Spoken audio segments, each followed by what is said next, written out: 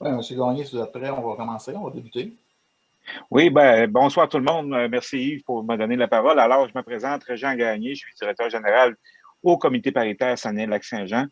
Je vous souhaite la bienvenue à ce webinaire qui aura une durée d'environ une trentaine de minutes sur la présentation de notre programme Compétences VA. Je suis en compagnie d'Yves Racette. Yves est le responsable du programme et également expert en véhicules électriques. C'est lui qui va vous présenter le programme. J'espère que ça va vous donner le goût de suivre cette formation, développer vos compétences à vous et vos équipes. Et à la fin, il y aura une période de questions. Mais pendant la présentation, vous pouvez toujours nous envoyer vos questions, interrogations via le chat. Je continue en vous présentant mon équipe qui est avec moi ce soir. Sylvie Laroche du comité paritaire. Sylvie est technicienne en formation, qualification.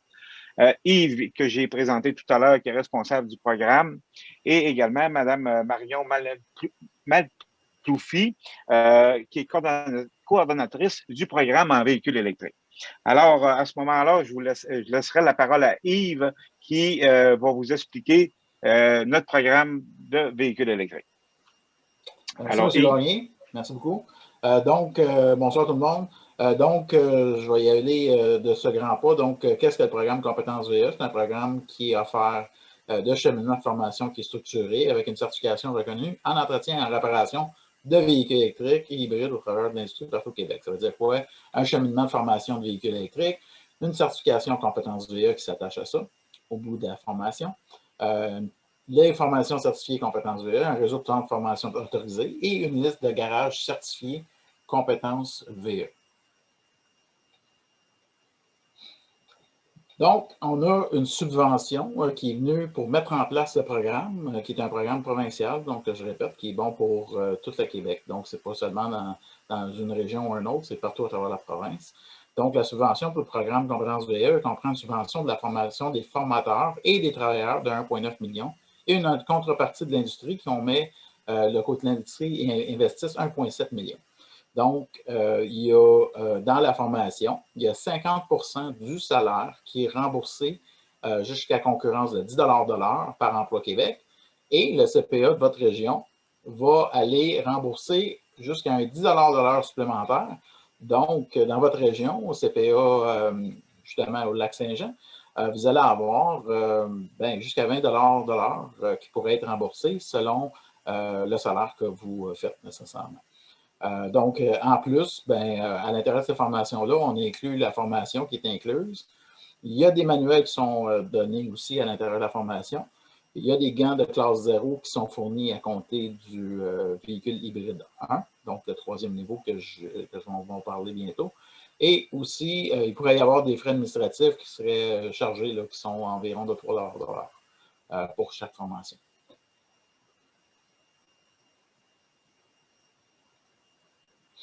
Qui est admissible? Tous les travailleurs de l'industrie, donc qui exercent dans le domaine de la mécanique automobile.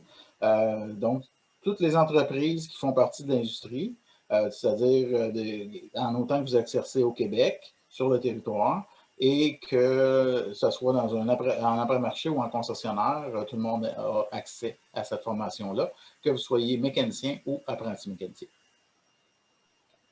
Oui, Yves, peux-tu nous expliquer en quoi consiste la formation, s'il te plaît? Oui. La formation, premièrement, il y a une auto-évaluation en ligne à les compléter. Donc, on commence par, pour entrer dans le programme, on va faire l'auto-évaluation en ligne. Et selon votre positionnement dans l'auto-évaluation, il y a 5 paliers de formation qui vont être accessibles. Donc, il y a le premier qui est l'électricité de base, le deuxième électricité intermédiaire, le troisième hybride électrique 1, quatrième hybride électrique 2 et la formation avancée en VE qui est le cinquième dans nos 5 paliers de formation. Donc, vous allez en ligne, vous vous inscrivez, vous passez l'auto-évaluation et selon les questions qu'ils vont vous poser, essayez de vous positionner au bon niveau. Donc, selon les réponses que vous allez donner, on va avoir une bonne idée, savoir, OK, lui, il est niveau 2, il est niveau 3, niveau 4. Je vous dis, c'est une auto-évaluation. Donc, c'est pour vous permettre de vous évaluer vous autres-mêmes par rapport au niveau, aux différents niveaux qu'on pourrait avoir. Donc, une personne pourrait aller passer l'auto-évaluation et pourrait avoir un niveau 4, comme il pourrait avoir un niveau 2, tout dépendant des connaissances qu'il a. Suite à ça, il va avoir une certification VE. Donc, après avoir terminé le cheminement, il va pouvoir accéder à la certification compétences VE qui va être disponible dès le mois de juillet cette année. Donc, à l'entour du mois de juillet, on devrait avoir la certification compétences VE et ça devrait être accessible à tout le monde qui pourrait aller passer la certification après avoir complété les 5 paliers de formation ou les 3 paliers selon votre niveau, ce que vous êtes arrivé. C'est bien important de comprendre que la certification va aller évaluer les 5 niveaux. Donc, ça va aller voir si les 5 niveaux ont été bien maîtrisés. Et suite à ça... Oui? Excuse-moi. Non, excuse-moi, Yves, je t'ai coupé. Continue, vas-y. Pas de problème. Donc, suite à ça, quelqu'un qui aurait sa certification compétences VE et qui, lui, dirait hey, « Moi, j'aimerais ça aller encore plus loin et il y a un AEP qui est offert dans votre région. » Bien, là, il y a possibilité d'avoir des reconnaissances d'acquis. Donc, ça veut dire que les formations que vous allez avoir faites à l'intérieur du cursus de programme pour compétences VE, vous allez pouvoir aller vous faire reconnaître des acquis, peut-être dans le but d'aller en connaître encore plus dans le 645 heures, qui est un AEP en véhicule électrique, qui est offert dans certaines régions au niveau du ministère de l'Éducation. Donc, c'est une possibilité d'aller se faire reconnaître une diplomation au niveau du ministère. Donc, il pourrait reconnaître certaines heures. Donc, je vous donne un exemple, l'AEP de 645 heures. Le mécanicien qui a fait la certification en compétences VE, il dit « Moi, j'aimerais ça aller me faire reconnaître des heures. » Pour aller se faire reconnaître des heures, donc le 145 pourrait devenir un 300 heures, peut-être ou un 200 heures ou un 150, tout dépendant du niveau de connaissance que vous avez. On essaie de reconnaître les acquis, donc ça veut dire qu'on évalue les acquis qui ont été faits à l'intérieur du programme et puis on vous fait entrer dans le programme selon les besoins que vous allez avoir puis votre niveau. Donc ça, c'est une autre option qui est un peu en lien avec la diplomation des travailleurs. OK. Merci Yves. Maintenant, comment on peut s'inscrire au programme Compétences VA? Pour s'inscrire, premièrement, on va sur le site. Donc, il faut se créer le compte www.compétencesve.ca, avoir un mail non officiel de l'entreprise pour s'inscrire, parce que nous, ça nous permet de savoir dans quelle région vous êtes et aussi de vous contacter pour des questions.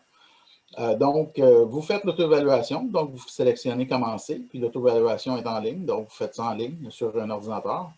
Le résultat va vous indiquer le point de départ, le niveau de formation dans le cheminement. Donc, selon l'auto-évaluation, on va vous donner un niveau 2, un niveau 3, un niveau 4, un niveau 5, peu importe, selon votre niveau.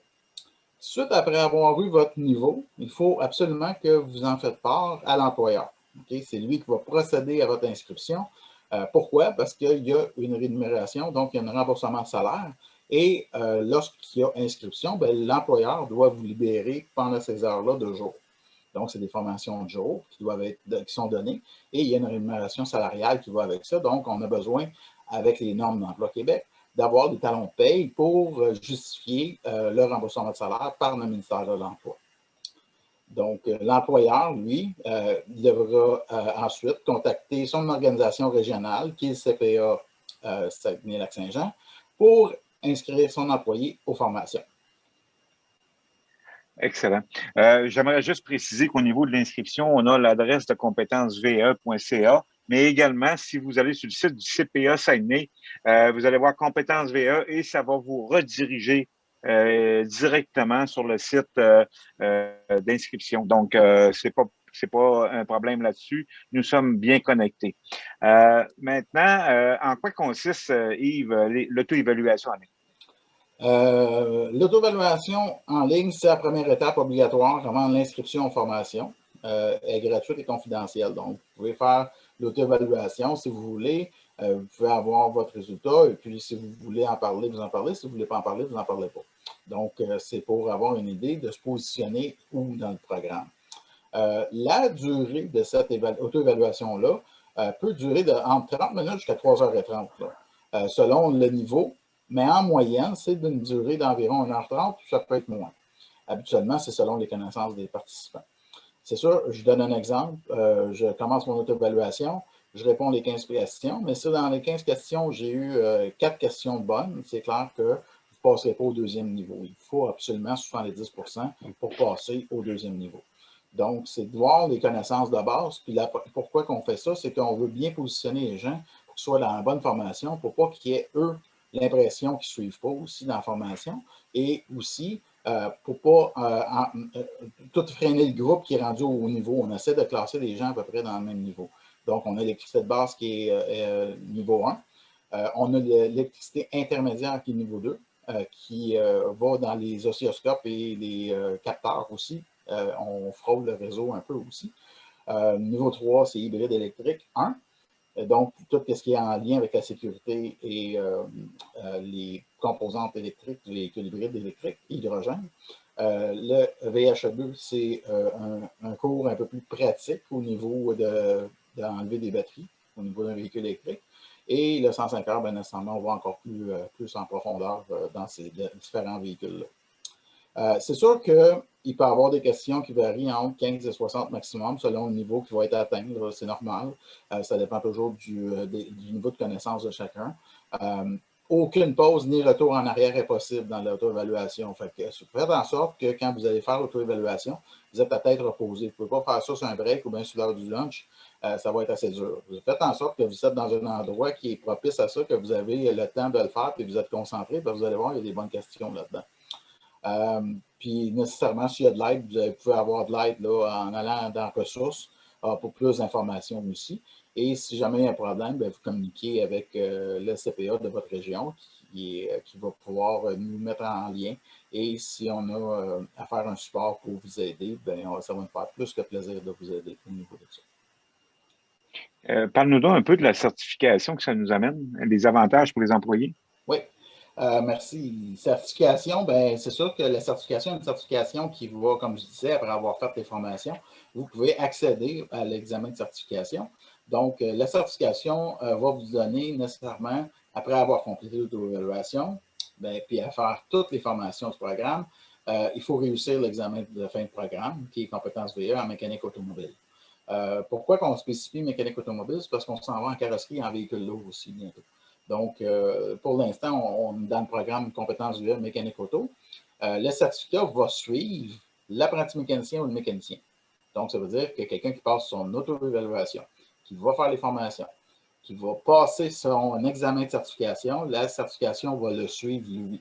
Donc, c'est la personne qui passe la certification qui garde le certificat.